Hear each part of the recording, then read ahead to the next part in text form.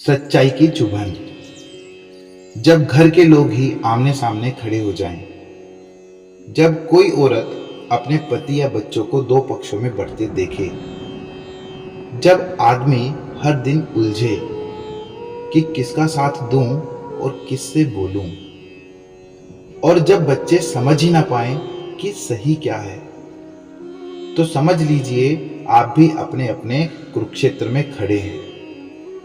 आज गीता के अगले 5 श्लोकों में हम यही देखेंगे कैसे हर इंसान का संघर्ष इस युद्ध से जुड़ा है।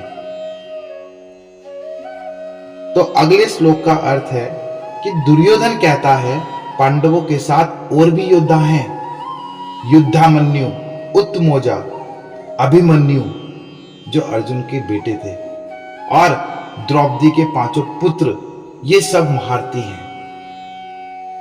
मतलब दुर्योधन गुरु द्रोणाचार्य को पांडवों के योद्धाओं को गिनवाता जा रहा था।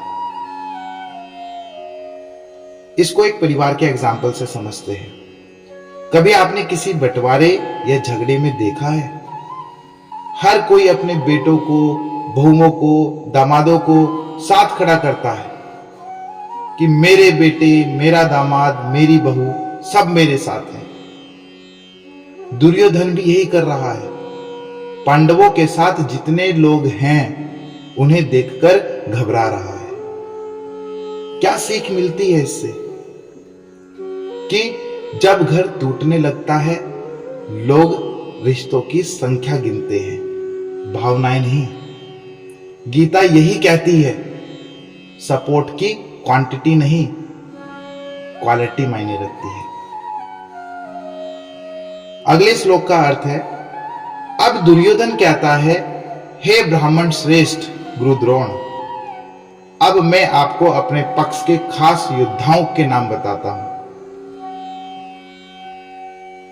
मान लीजिए एक पति ऑफिस की समस्याओं से जूझ रहा है। वो कहता है मेरे साथ ये लोग, मेरा बॉस, मेरा जूनियर सब मेरी साइड पर है, लेकिन अंदर से वो कंफ्यूज्ड और इनसिक्योर है। उसे दूसरों को जताकर खुद को भरोसा दिलाना पड़ रहा है। तो क्या सीख मिलती है?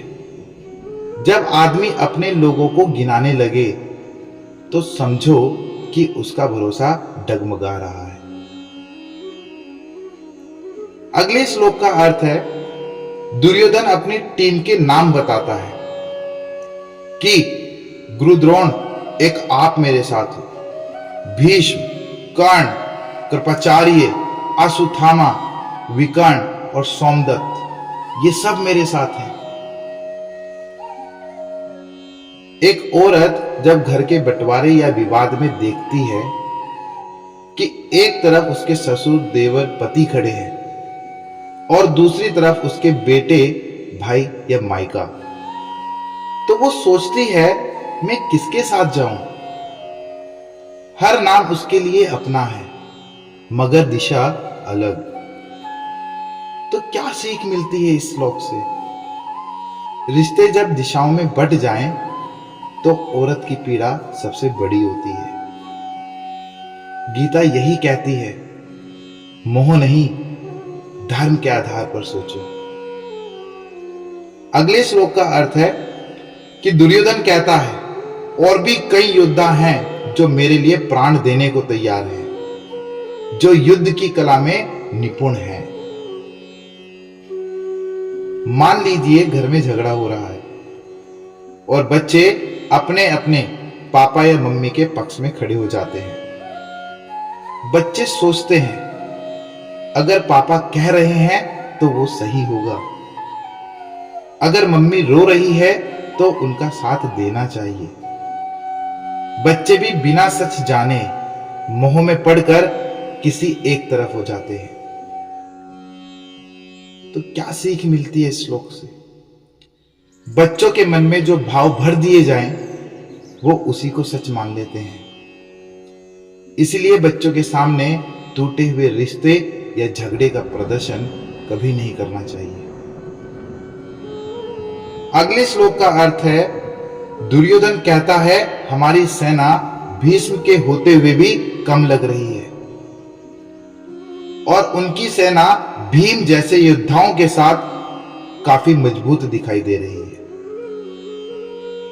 यानी एक परिवार में जब आपसी लड़ाई होती है तो कोई खुद को कम और दूसरों को ज्यादा ताकतवर समझने लगता है।